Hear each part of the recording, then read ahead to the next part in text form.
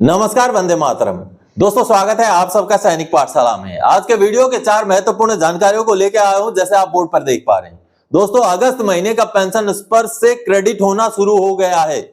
जी हां, इसके बारे में आगे जानकारी दूंगा। इसके साथ ही साथ दोस्तों, अगर आपको ये बोलूं मैं कि पेंशनर को सीईए का, सीआईएलक्यू का पैसा मिल सकता है। जी हां, डॉल्फिन सिस्टम से मिल सकता है। इसके बारे में भी आगे आपको जानकारी दूंगा दोस्तों। इसके साथ ही साथ पेंशनर को कम्यूटेशन का एरियर के रूप में 5,42,000 से भी ज्यादा का अमाउंट क्रेडिट होने वाला है।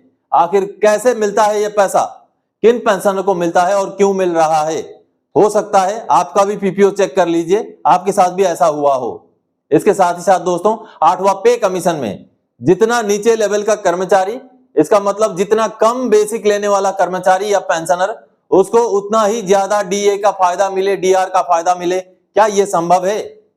क्योंकि ऐसे पहले हुआ करता था। इसके बारे में भी आज के इस वीडियो में चर्चा करेंगे दोस्तों। तो चलिए आगे बढ़ेंगे इन्हीं विषयों को लेके। आगे बढ़ने से पहले हमेशा की तरह मेरा आप सबसे आग्रह है, अगर सैनिक पाठशाला चैनल का वीडियो आप पहली बार देख रहे हैं या अभी तक चैनल को सब्सक्राइब नहीं किया है दोस्तों, क्योंकि सामने के आंकड़े देखिए, अभी भी बहुत सारे संख्या में पेंशनर्स ऐसे हैं जो वीडियोस तो देख रहे हैं लेकिन चैनल को सब्सक्राइब नहीं किया हुआ है। तो अगर आप भी ऐसे ही कैटेगरी के पेंशनर हैं, ऐसे ही कैटेगरी के व्यूअर हैं, तो फटाफट से पहले चैनल को सब्सक्राइब कर लें, ताकि सैनिक पाठशाला चैनल के महत्वपूर्ण जानकारियां आपको समय समय पर मिलती रहे। उसके आगे फिर वीडियो देखना कंटिन्यू रखें। चलिए आगे बढ़ते दोस्तों। सबसे पहली जानकारी जैसे आप देख पा रहे हैं, वाह गजब है, कम्यूटेशन का पैसा 5,42,656 पेंशनर को एरियर के तौर पर मिलेगा, जिसका एनपीसी भी हो गया है जारी। जी हाँ दोस्तों, अजब गजब के कारनामे होते हैं। जी हां, हो सकता है ऐसा आपके साथ भी हुआ हो। आप अगर स्पर्श माइग्रेटेड पेंशनर हैं तो आप अपना स्पर्श का पीपीओ जरूर चेक कर लीजिए। आपका पीपीओ में कम्यूटेशन का अमाउंट कितना लिखा हुआ है, कैपिटलाइज वैल्यू ऑफ पेंशन करके लिखा जाता है या कम्यूटेड पोर्शन ऑफ पेंशन करके लिखा जाता है। वो पैसा अमाउंट बल्क में जो आपको रिटायरमेंट के टाइम में मिला है, वो कितना लिखा गया है, वो जरूर चेक करें। अगर आपका पीपीओ में जितना पैसा लिखा हुआ है, आपका कम्यूटेशन का अमाउंट, उतना पैसा आपको नहीं मिला है, तो बचा हुआ बैलेंस का पैसा मिल सकता है। अब पेंशनर को 5,42,656 रुपए का भुगतान होने वाला है। चलिए डॉक्यूमेंट दिखाता हूं दोस्तों। ये जो सामने लेटर देख रहे हैं आप, एसबीआई का सीपीपीसी ने ये लेटर लिखा है और ये लेटर लिखा गया है स्पर्श को। आप देख पा रहे हैं, बहुत बड़ा चौंकाने वाला खुलासा है इस लेटर में। 19 अगस्त 2025 का ये लेटर है। अब जब पेंशनर जाग रहे हैं, अपने हक, अपने अधिकार, अपने एंटाइटल्ड पैसों की जब मांग कर रहे हैं, तब जाकर के मजबूरन सीपीपीसी को भी इस तरीके से लेटर जारी करने पड़े हैं। जब पेंशनर का कोरिजेंडम पीपीओ स्पर्श से पेंशनर को मिला, तो उसके अंदर उनका कम्यूटेशन का अमाउंट था, लेकिन उनको उस कम्यूटेशन का अमाउंट का कभी भुगतान किया ही नहीं गया। तो पेंशनर जब जागरूक बने, जब उन्होंने देखा कि उनको वो पैसा मिला ही नहीं है, लेकिन उनका पीपीओ में वो पैसा जरूर मेंशन है, तब जाकर के उन्होंने ग्रीवेंस डाला, उन्होंने केस टेकअप किया और अब जाकर फाइनली सीपीपीसी एसबीआई द्वारा ये लेटर स्पर्श को भेजना पड़ा। और इस लेटर में क्या खुलासा हो रहा है आप यहां पर देख पा रहे हैं। विथ रेफरेंस टू स्पर्श आर्मी का एक लेटर गया था सीपीपीसी को, उसी का रेफरेंस में ये जवाब भेजा गया। 30 जुलाई 2025 को लेटर गया था और इसमें लिखा गया, It is certified that ex Havaldar Om Prakash is drawing his pension through SBI account number so and so, and he was not paid his first CVP rupees 5,42,656 as per above cited PPO as this PPO is not available in pensioners record held with this office। यानी कि CPPC का कहना है कि जो pensioner का PPO निकला है, ना ही वो पीपीओ उनको मिला है, ना ही उन्होंने उसका भुगतान कर दिया। ये देखिए 5,42,656 रुपए जो पेंशनर को मिलने थे और सीपीपीसी ने उसका भुगतान ही नहीं किया। और अब जाकर के ये सर्टिफिकेट भेजा है स्पर्श को। It is therefore recommended that first CVP rupees 5,42,656 may be paid to the above cited pensioner as his pension record has been migrated to Spurs PCDA Prayagraj on September 2022। यानी कि अभी सीपीपीसी द्वारा ये बोला गया है कि क्योंकि हमने भुगतान नहीं किया और उनका डाटा अभी स्पर्श में माइग्रेशन हो गया है, तो 5,42,656 रुपए का भुगतान स्पर्श द्वारा पेंशनर को कर दिया जाए। देखिए कितना बड़ा कबूलनामा है, कितनी सारी गलतियां, कितनी सारी गड़बड़ियां डिफेंस पेंशन में चल रही हैं। सीपीपीसीज ने बहुत सारे एंटाइटल्ड पैसे पेंशनर को भुगतान ही नहीं किए।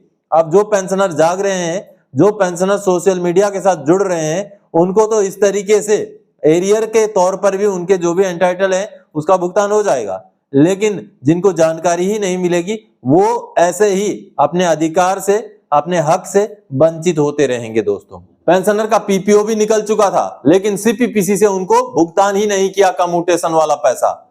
तो आप भी पीपीओ अभी वाला चेक कीजिए, उसमें भी आपका कम्यूटेशन का अमाउंट लिखा रहता है।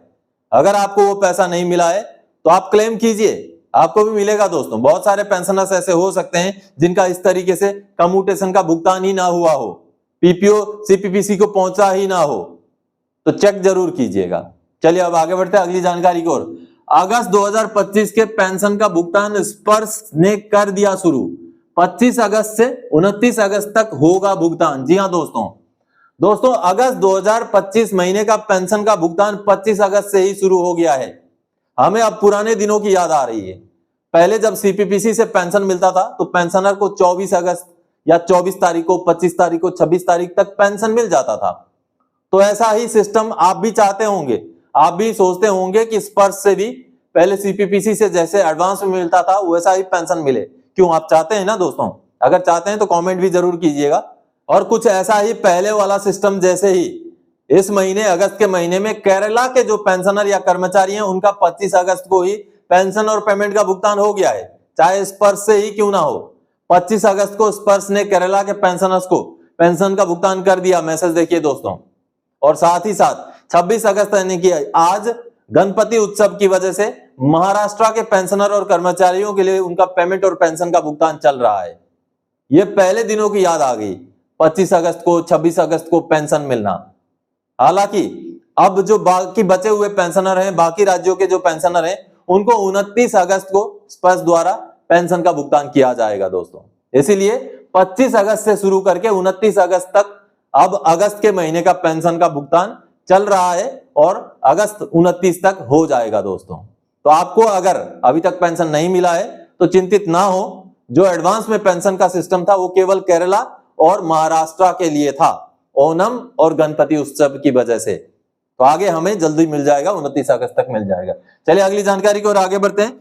गजब खुशखबरी, पेंशनर को अब डॉल्फिन से मिलेगा CILQ CEA के पैसे। कमाल है दोस्तों, ये जानकारी जुड़ी हुई है पोस्ट डिस्चार्ज क्लेम से। पिछले दिनों भी मैंने आपको पोस्ट डिस्चार्ज क्लेम के बारे में जानकारी दी थी। ऐसे में बहुत सारे पेंशनर्स मुझसे सवाल कर रहे हैं, सर मेरा क्या क्या पोस्ट डिस्चार्ज क्लेम छूटा हुआ है वो बता दीजिए। आपका क्या क्या छूटा हुआ है वो नहीं बता सकता मैं। हाँ, आपने अगर पता कर लिया कि क्या छूटा है तो कैसे कार्रवाई करना है, कैसे RTI डालना है या कैसे CP ग्राम से ग्रीवेंस डालना है, वो जरूर मैं आपको गाइड कर सकता हूं। मान लीजिए आप 2020 में रिटायर होके आ गए, अब 2020 से पहले आपका क्या छूटा है, क्या मिलना चाहिए था, कोई फील्ड अलाउंस छूटा होगा, कोई CILQ छूटा होगा, CEA का पैसा छूटा होगा, कुछ भी छूटा होगा, वो मुझे कहां से पता चलेगा? वो कोई नहीं बता सकता, आपको ही चेक करना पड़ेगा। आप अपना FSA का कॉपी निकालिए, आप पुराने अपने पे स्लिप के कॉपी निकालिए, और आपको ध्यान में होना चाहिए कि कौन सा पार्ट ऑर्डर आपका हो गया था जिसका पैसा नहीं आया है। तो उन चीजों को लगा के आप ग्रीवेंस डालेंगे CP ग्राम्स में या आप RTI डालेंगे, तो अगर वो पैसा आपका छूटा हुआ है तो वो आज मिल सकता है, और वो मिलेगा डॉल्फिन सिस्टम से। दोस्तों, डॉल्फिन सिस्टम स्पर्श जैसा ही सिस्टम है। जो हमें पेंशन स्पर्श से मिलता है वैसा ही सिस्टम डॉल्फिन सिस्टम है PAOR में, यानी कि जो सर्विस में हमारे जवान हैं उनका पेमेंट को डिसबर्स करने का सिस्टम है डॉल्फिन। और क्योंकि पोस्ट डिस्चार्ज क्लेम भी सर्विस के दौरान का ही पैसा है, इसलिए वो पैसा भी हमें डॉल्फिन सिस्टम से मिलना है। अब एक पेंशनर को इसका जवाब आया दोस्तों, जब पेंशनर ने ग्रीवेंस डाला, अब देखिए प्रकाश पाटिल जी को ये जवाब दिया गया है, और ये PCDACC यानी कि PAOR की तरफ से ये जवाब आया है। और उन्होंने जवाब में क्या कहा है ये देखिए, शिकायतकर्ता को सूचित किया जाता है कि संबंधित कार्यालय के सैन्य कर्मी की शिकायत की समीक्षा की गई, जिसमें पाया गया कि CEA एवं CILQ के संबंध में कुछ भुगतान शेष है, जैसे कि डॉल्फिन सिस्टम द्वारा किए जाने का प्रयास किया गया, लेकिन कुछ तकनीकी कारणों से डॉल्फिन सिस्टम पर भुगतान नहीं हो सका, जिसके निवारण करने के लिए ITSDC सिकंदराबाद को ईमेल किया गया है। ITSDC सिकंदराबाद से उक्त समस्या का समाधान होने के बाद भुगतान कर दिया जाएगा। आप देखिए, प्रकाश पाटिल जी जो कि एक पेंशनर हैं, उनका CILQ का CEA का पैसा छूटा हुआ था सर्विस के दौरान का, रिटायरमेंट आने के बाद भी नहीं मिला था, तो उन्होंने CP ग्राम्स में ग्रीवेंस डाल दिया। सैनिक पाठशाला से जानकारी मिलने के बाद, जब उनको सैनिक पाठशाला से जानकारी मिली पोस्ट डिस्चार्ज क्लेम के बारे में, तो उन्होंने ग्रीवेंस डाला। ग्रीवेंस का असर यह हुआ कि अब POR ने उनको जवाब दिया कि उनका CILQ और CEA का पैसा बचा हुआ है, भुगतान होना है, लेकिन डॉल्फिन सिस्टम में कुछ तकनीकी प्रॉब्लम की वजह से वो अभी नहीं हो पाया है। जैसे उस प्रॉब्लम को सुधारा जाएगा उनको वो पैसा मिल जाएगा। तो ऐसे ही हजारों की संख्या में पेंशनर होंगे पोस्ट डिस्चार्ज क्लेम लेने के लिए। आपको वो पहले खुद ही चेक करना पड़ेगा कि आपका क्या पैसा छूटा हुआ है, वो कोई और चेक नहीं कर सकता है, ना मैं चेक कर सकता हूं कि आपका क्या छूटा हुआ है, कौन बता सकता है, आपको ही निकालना पड़ेगा। वो जब निकल जाएगा तो ग्रीवेंस कैसे डालना है, RTI कहां पर डालना है, किस तरीके से लिखना है, उसके ऊपर मैं आपको गाइड कर सकता हूं। और अगर ऐसा गाइड आपको चाहिए तो आप WhatsApp पे मुझे मैसेज कीजिए, या अगर मेरा नंबर नहीं है तो चैनल को ज्वाइन कीजिए, नंबर मिल जाएगा, फिर आप WhatsApp में मैसेज कीजिए, फिर आपको उस तरीके से मैं आपको गाइड कर सकता हूं पोस्ट डिस्चार्ज क्लेम से रिलेटेड। तो दोस्तों चलिए अब आगे बढ़ते हैं अगली जानकारी की ओर। 8 CPC में नीचे लेवल के कर्मचारियों को ज्यादा DA और ऊपर लेवल को कम DA का प्रावधान। जी हाँ दोस्तों आप सोच के देखिए, जब हमारा DA बढ़ता है तो सबको एक जैसा ही अमाउंट मतलब परसेंटेज में बढ़ता है, तो जिनका ज्यादा बेसिक है उनका तो DA का अमाउंट ज्यादा हो जाता है। मान लीजिए किसी का अगर 1 लाख रुपए बेसिक है, बेसिक पेंशन या पेमेंट, तो उनको तो DA अगर 1% भी बढ़ता है तो 1000 रुपए बढ़ जाएगा। लेकिन वहीं किसी का अगर पेंशन या पेमेंट 10,000 रुपए है तो 1% बढ़ने से 100 रुपए बढ़ेगा। तो आप सोच के देखिए दोस्तों, क्या आप जानते हैं कि चौथे पे कमीशन से पहले जिसका जितना ज्यादा बेसिक उसका उतना कम DA का परसेंटेज दिया जाता था। वहां पर एक सीलिंग लिमिट लगाया गया था कि एक पर्टिकुलर लिमिट लगाया गया था, किसी का बेसिक अगर इस रेंज से इस रेंज में है तो उसको मैक्सिमम इतना तक ही DA बढ़ोतरी मिलेगा। तो इस तरीके का सिस्टम था। क्या आप चाहते हैं कि 8वें पे कमीशन में भी ऐसा होना चाहिए कि जिसका जितना कम बेसिक हो उसको DA का परसेंटेज उसी हिसाब से ज्यादा मिले? क्योंकि दोस्तों मार्केट में जो महंगाई है वो तो सबके लिए बराबर है। अब जिनको 1 लाख रुपए का बेसिक मिल रहा है, मान लीजिए 5% अगर DA बढ़ता है तो उनको 5,000 रुपए की बढ़ोतरी मिलेगी। तो खरीदते तो वो भी वही हैं, आलू गोभी दाल चावल वही खरीदते हैं। तो उसी को खरीदने के लिए उनको 5,000 रुपए मिल रहा है, और इधर जिसका 20,000 रुपए मान लीजिए बेसिक है, अगर 5% बढ़ता है तो उनका 1,000 रुपए महीने का बढ़ेगा। तो उन्होंने भी खरीदना वही है और लगभग क्वांटिटी वही खरीदेंगे, क्योंकि घर में परिवार की संख्या तो लगभग जिनका ज्यादा बेसिक है उनका भी उतना ही होगा, जिनका कम बेसिक है उनका भी उतना ही होगा। तो कहीं ना कहीं ये जो DA की बढ़ोतरी होती है तो नीचे लेवल के कर्मचारी को नुकसान हो जाता है। परसेंटेज में बराबर बढ़ोतरी की वजह से नुकसान इसीलिए होता है कि उनका बेसिक कम होता है तो DA का बढ़ोतरी का अमाउंट भी कम मिलता है, और बाजार में महंगाई तो दोनों के लिए बराबर ही होता है। तो जैसा चौथे पे कमीशन से पहले हुआ करता था कि कम बेसिक में ज्यादा DA, ज्यादा बेसिक में कम DA, तो ऐसा प्रावधान मेरे ख्याल से तो 8वें पे कमीशन में भी किया जाना चाहिए, ताकि नीचे लेवल के जो कर्मचारी हैं जिनको बढ़ोतरियां भी कम मिलती हैं। पिछले पे कमीशन में आपने देखा होगा फिटमेंट फैक्टर में भी नीचे लेवल के कर्मचारियों को नुकसान हो गया था।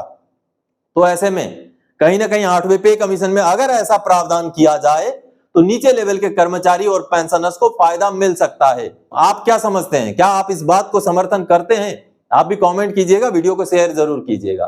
तो दोस्तों आज के इस वीडियो में इन्हीं जानकारियों के साथ आया था। आगे और कोई जानकारीदायक आपसे सरोकार रखने वाला विषय लेके मैं फिर से हाजिर हो जाऊंगा। तब तक के लिए जय हिंद दोस्तों।